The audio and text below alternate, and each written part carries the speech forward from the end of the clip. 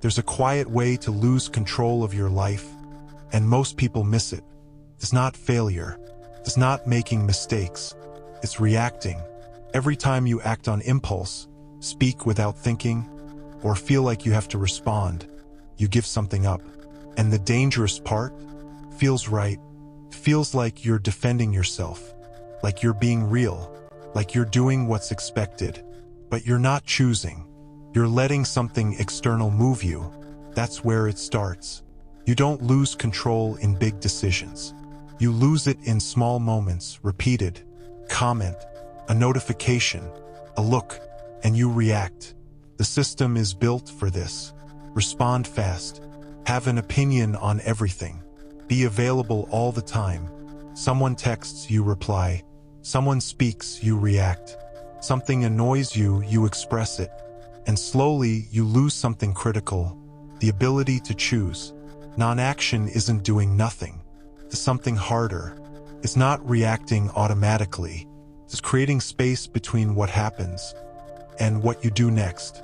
That space changes everything, because that's where you decide if you act or react. Think about the last time someone said something you didn't like. Maybe it wasn't a big deal, but you felt it. Tension, discomfort, an urge, and you responded. Maybe with words, maybe with tone, maybe with silence loaded with meaning. But you reacted, and in that moment they influenced your state. Not because they forced you, because you allowed it. Most people don't react just from impulse. They react because they feel the need to prove something, that they can't stay quiet, that they can't lose, that they have to defend their value. That's the trap. If you constantly need to defend your value, you're not fully convinced of it.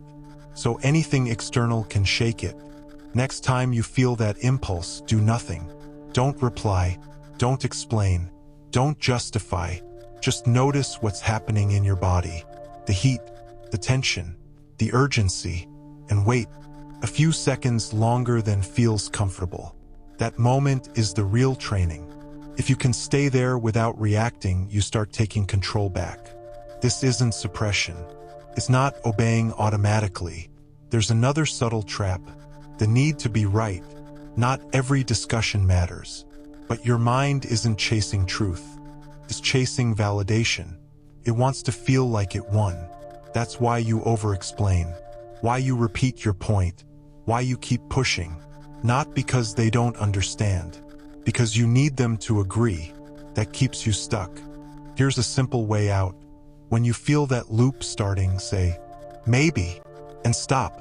Not to win, not to manipulate, to exit. If you don't know how to leave, you stay trapped in conversations that add nothing. Silence makes people uncomfortable. Not everyone, but enough. And when it shows up, they rush to fill it. They talk more, explain more, reveal more, and lose control without noticing. Silence isn't empty, creates pressure, and people who can't hold it expose themselves. So use a simple rule. Don't speak to fill space. Speak only if it improves the silence. If it doesn't, wait. Another place you lose control is your attention. If everything can interrupt you, nothing important gets built. A message, a notification, comment, and your focus shifts. Fast responses look efficient. They're often lack of direction. If you're always available, your time loses value, to others and to you. Create spaces where you're not available, where you don't respond, where you don't react. First, it feels off, but over time, something changes. You regain your attention, and with it, your ability to build. Another confusion. Honesty is not saying everything you think. Most thoughts aren't decisions. They're emotional release. If you say all of them, you become predictable, exposed, easy to read. Before you speak, ask, does this move me forward or just relieve me? If it's relief, keep it. Not everything you feel needs to become words. Same with opinions. Today, it feels like you need one on everything. Politics, news, people, situations. But it costs you. Your mental energy is limited, and every opinion on something you don't control spends it. For no return, you can say, "I don't know enough to have an opinion," and move on. That's not weakness, that's focus. Another trap, the obsession with being busy. If you're not doing something, it feels like you're falling behind. But constant activity often avoids something harder. Thinking clearly, choosing deliberately, facing what matters. Movement without direction drains you, keeps you active, not progressing. You need moments of non-action. No input, no distraction, no noise, just space to think. That's where clarity shows up. Before you speak, act, or decide, your body already says something. Your eyes, your posture, your rhythm. When challenged, the impulse is to speak fast or avoid eye contact. But if you can do this instead, hold eye contact, breathe, wait a few seconds. You change the dynamic completely, because now you're not reacting, you're choosing, and people feel that. It shows up with goals too.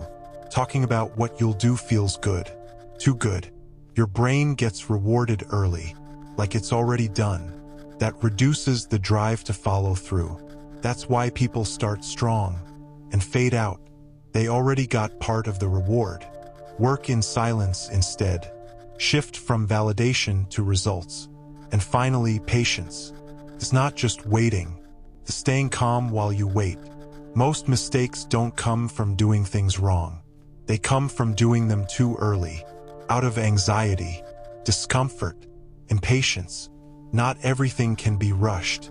Some things need time. If you force them, you pay later. Non-action isn't passivity. It's control. It's knowing that more action isn't always better. Sometimes doing less, at the right time, changes everything. Because if you don't control yourself, you'll react to everything. And a life that reacts to everything never truly chooses anything.